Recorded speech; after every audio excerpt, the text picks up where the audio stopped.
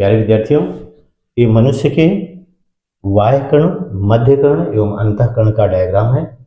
बाह्य कर्ण में pinna, external auditory metre तथा कान का पर्दा आता है, जबकि मध्य कर्ण जिसे टिम्पैनिक कैविटी कहा जाता है में 3 ईयर ऑस्कल्स यानी 3 हड्डियां आती हैं, मैलस, इनकस और स्टेपिस।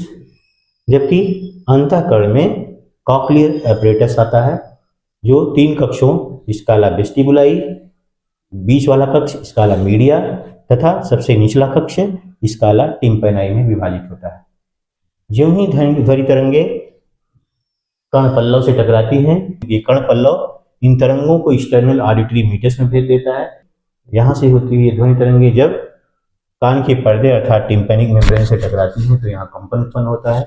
इन कंपनों को ईयर ऑस्किल्स यानी 3 हड्डियों मैलस, इनकस और स्टेपिस द्वारा ग्रहण कर लिया जाता है और इन हड्डियों के विशेष विन्यास के कारण इस ध्वनि तरंगों की प्रबलता में वृद्धि हो जाती है। जब ये ध्वनि तरंगे कॉक्लियर एपरेटस की सतह पर मढ़े हुए पर्दे फेनिस्टा ओवैलिस से टकराती हैं तो इनमें कंपन उत्पन्न हो जाता है।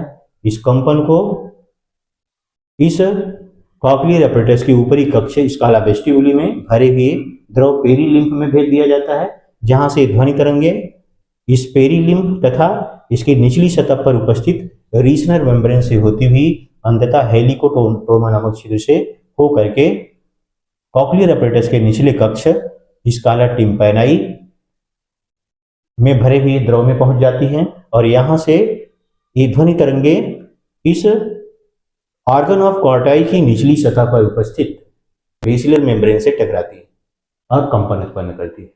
अब इन कंपनों को ऑर्गन ऑफ कॉर्टाई द्वारा ग्रहण कर लिया जाता है और कॉक्लियर नर्व की मदद से इसे मस्तिष्क में भेज दिया जाता है और इस प्रकार से सुनने की क्रिया संपन्न हो जाती है। बची हुई ध्वनि तरंगे इस स्काला रोटंडस से टकरा करके समाप्त हो जाती है। तो ये था मनुष्य में सुनने की क्रिया के बारे में, अर्थात फिजियोलॉजी ऑफ कॉक्लियर एपरेटस या हियरिंग के बारे में। धन्यवाद।